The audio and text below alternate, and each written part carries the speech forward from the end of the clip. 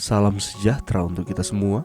Pelajaran Sekolah Sahabat dengan tema utama 3 Pekabaran Kosmis. Pelajaran ke-6, Saat Penghakimannya. Kamis 4 Mei tahun 1844.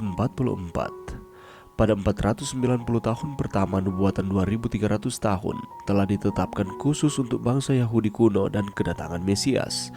Bagian terakhir dari 2300 tahun berkaitan dengan umat Allah, baik orang Yahudi maupun orang bukan Yahudi, bersama dengan pembersihan tempat kudus surgawi dan pada akhirnya kedatangan Kristus yang kedua. Pada 490 tahun bagian pertama diterapkan untuk kedatangan Mesias yang pertama yang berakhir pada tahun 34 Masehi. Mengurangi 490 tahun dari 2300 tahun menyisahkan kita dengan 1810 tahun. Pada 1810 tahun bagian kedua diterapkan bagi umat Allah. Jika kita mulai pada tahun 34 Masehi dan kita menambahkan 1810 tahun, kita sampai pada tahun 1844 Masehi. Dalam terang pembersihan atau pemulihan kebenaran tentang tempat kudus dan penghakiman akhir zaman surga, Allah membuat panggilan terakhirnya kepada seluruh umat manusia dalam Wahyu 14 ayat 6 dan 7 untuk membalas kasih-Nya, menerima kasih karunia-Nya, dan menjalani kehidupan yang saleh dan patuh. Bacalah Imamat 16 ayat 16. Apa alasan untuk pembersihan tempat kudus dan apa yang hal ini ajarkan kepada kita mengenai Injil? Karena dosa orang-orang, kedurhakaan orang-orang, tempat kudus harus dibersihkan yang hanya terjadi dengan darah binatang. Sama halnya dengan kita membutuhkan seorang juru selamat yang kehidupannya dilambangkan oleh hewan-hewan yang dibunuh pada hari pendamaian, sebagai satu-satunya cara untuk membuatnya melalui penghakiman. Bacalah Imamat 23 ayat 26 sampai 29. Apa yang Allah perintahkan agar umatnya lakukan pada hari penghakiman itu, dan apa artinya itu bagi kita dewasa ini?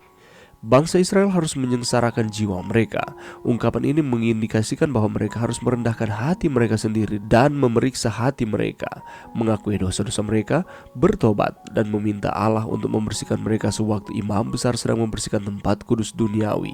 Pasal-pasal nubuatan dari Daniel 7-9 dan Wahyu 14 fokus utamanya pada panggilan mendesak pada waktu penghakiman agar bersiap. Sejak tahun 1844, kita telah hidup di waktu penghakiman, dan pekabaran wahyu dari malaikat pertama memberitakan telah tiba saat penghakimannya. Kalau begitu, bagaimanakah kita hari ini mempengaruhi jiwa kita? Pelajaran yang bisa kita dapatkan pada saat ini. Apakah saudara-saudara pernah mendengarkan nama William Miller? William Miller adalah seorang yang setia kepada Tuhan. Dia adalah seorang yang rajin dalam membacakan firman Tuhan, dan dia juga yang menginterpretasikan mengenai 2300 petang dan pagi di dalam Daniel 8 ayat 14. Tetapi tidakkah saudara tahu bahwa di tahun-tahun awal kehidupannya dia mengalami pergumulan yang cukup hebat, dan pada akhirnya dan bahkan dia sempat mempercayai bahwa Allah itu kejam. Tetapi dengan kasih Tuhan di dalam kehidupannya, Allah mengubah akan hati dari William Miller ini, dan pada akhirnya dia percaya kepada Tuhan, dan dia memulai dengan penyelidikannya terhadap firman Tuhan. Setelah masa pertobatan sekitar tahun 1816 sampai 1831, pada waktu ia berumur 34 sampai 49 tahun, dia mulai mempelajari akan firman Tuhan. Teman-temannya mengejek pertobatannya dan mulai bertanya banyak kepada William Miller, meminta Miller untuk menjawab akan pertanyaan-pertanyaan mereka yang berhubungan dengan firman Tuhan. Oleh karena mereka mengetahui ia telah memulaikan meneliti akan firman itu. Alat yang digunakan dalam meneliti akan firman Tuhan adalah Cruden's Concordance. Dia memulai dari buku Kejadian 1 ayat 1, dan setelah 2 tahun belajar dengan teliti, dia tiba di Wahyu 22 ayat 21. Dan setelah pendalamannya selama 2 tahun dalam mempelajari akan firman Tuhan, ada beberapa hal yang dia temukan, dan salah satunya adalah ada periode nubuatan terpanjang di dalam firman Tuhan yang tercatat di dalam Daniel 8 ayat 14, yakni 2300 tahun yang akan berakhir kira-kira tahun 1843 atau 1844. Pada awalnya dia tidak menentukan tanggal, tetapi oleh karena desakan dari pengikutnya, dia mempelajari akan firman Tuhan. Dia menyatakan bahwa Yesus akan datang kira-kira di 21 Maret 1843 atau 21 Maret 1844. Karena merasa bahagia karena menyadari bahwa Yesus akan datang kira-kira 25 tahun lagi pada waktu itu.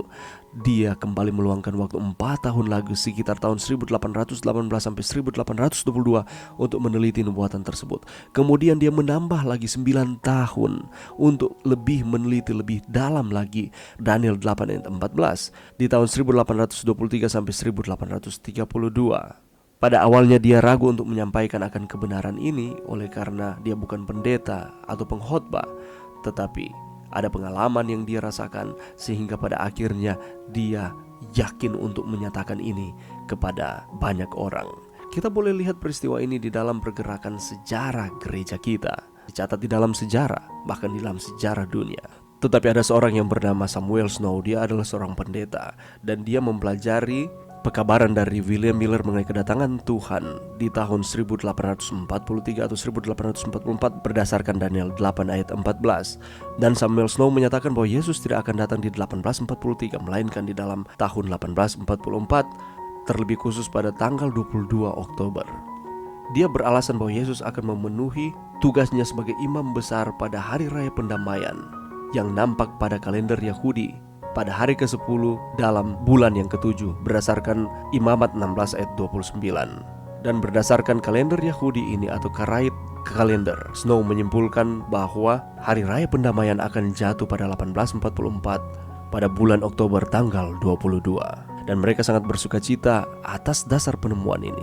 Tetapi pada akhirnya kita tahu bersama sejarahnya, di tanggal 22 Oktober 1844 mereka menunggu dengan begitu antusias mengenai kedatangan Tuhan, tetapi ternyata Tuhan tidak datang. Ada kekecewaan yang besar yang terjadi pada waktu itu, sehingga mayoritas dari mereka yang tadinya menunggu akan kedatangan Tuhan, mereka menjadi murtad. Dan ada sisa dari mereka yang tetap percaya bahwa ada peristiwa yang terjadi di tanggal 22 Oktober 1844 terbagi menjadi 3 kelompok. Kelompok pertama adalah kelompok dari William Miller, yang kedua adalah spiritualizer, dan yang ketiga adalah kelompok dari Ellen Harmon. Dan kegelisahan mereka langsung dijawab Allah satu hari setelah masa kekecewaan ini, di mana ketika Hiram Edson dengan penuh kesedihan, dia yang tadinya menunggu akan kedatangan Tuhan tetapi Tuhan tidak datang, dia melewati akan ladang jagung, dan seketika dia menengadah ke langit dan dia melihat suatu pemandangan yang luar biasa, di mana Yesus sebagai imam besar, dia berpindah dari bilik suci surgawi menuju ke bilik yang maha suci.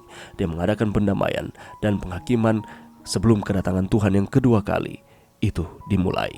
Jadi peristiwa 22 Oktober 1844 bukanlah peristiwa kedatangan Tuhan, tetapi peristiwa di mana Yesus berpindah dari bilik yang suci ke maha suci untuk mengadakan pendamaian, supaya kita dapat merendahkan akan hati kita, bertobat dan meminta Allah untuk membersihkan kita di dalam setiap kehidupan saudara dan saya. Allah mengasihi kita. Itulah sebabnya Wahyu pasal 14 fokus utamanya ialah mendesak kita pada waktu penghakiman agar kita siap, kita tetap ada di dalam Tuhan. Karena sejak 1844 kita telah hidup di waktu penghakiman, dan pekabaran wahyu dari malaikat pertama memberitakan telah tiba saat penghakimannya. Itulah sebabnya marilah kita terus setia kepada Tuhan. Mari berdoa. Terima kasih Tuhan atas firman-Mu yang kami boleh dengarkan pada saat ini.